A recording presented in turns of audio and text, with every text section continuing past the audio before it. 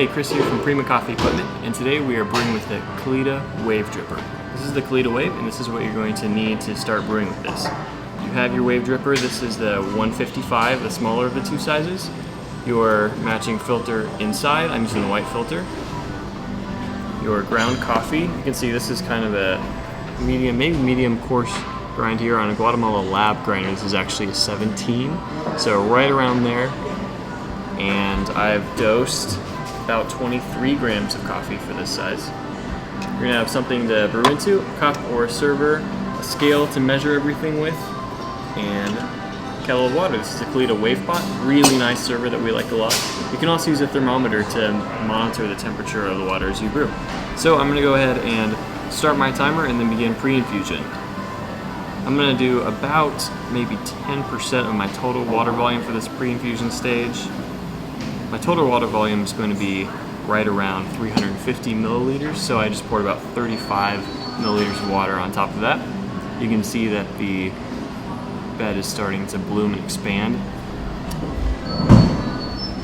It's a pretty fresh coffee, just roasted a few days ago, actually roasted by our friends at Zolo Coffee Roasters in the Bay Area, California. It's a nice specialty roaster out there. This is actually their French roast, one of the darker ones on their spectrum, but it's a nice coffee. Next, I'm going to begin pouring for the regular infusion. For the Kalita Wave, I like to do kind of a quick pulse brew.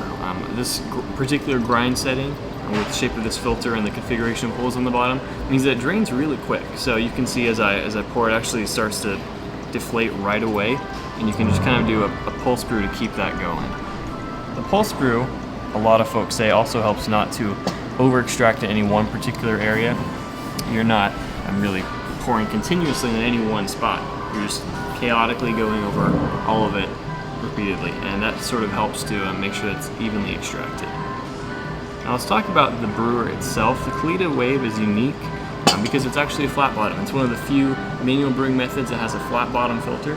So the paper filter itself has a flat bottom, and then the bottom of this filter cone is flat with 3 holes at the bottom arranged in a triangle, and that's where the coffee drains.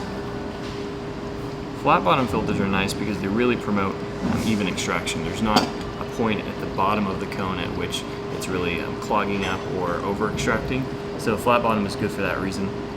It does require you to pour a little bit differently. So whereas with a cone shaped filter, you can actually get away with a center pour. For the flat bottom, it works really well to pour all over the place in a circle or some sort of pattern, so you're really spreading out all over the place.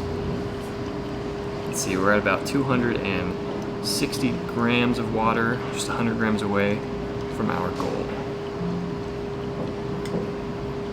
Now, one thing that folks praise the Kalita for is it encourages you and allows you to use a really coarser grind setting, than say a V60 or something like that. And that coarse grind coupled with a longer brew time is going to get more of those sugar browning notes out of the coffee. It's a kind of complex sweetness instead of like a bright pointed acidity, and I enjoy it for that reason a lot. Alright, we're just right around our target. So as that begins to drain, I'm going to go ahead and take that off. I'll be ready to go. The Kalita is becoming really popular for competitions these days. So actually the World Brewers Cup champion, Aaron McCarthy, used the Kalita Wave for his routine. It's picking up a lot of speed, a really popular brewer now, and for good reason. Promotes even extraction, makes a unique cup when compared to other pour-overs, and comes in a range of sizes with a bunch of different accessories too, like the Wave Pot kettle for one. So that's a Kalita Wave. Again, I'm Chris with Prima Coffee. Thanks for watching.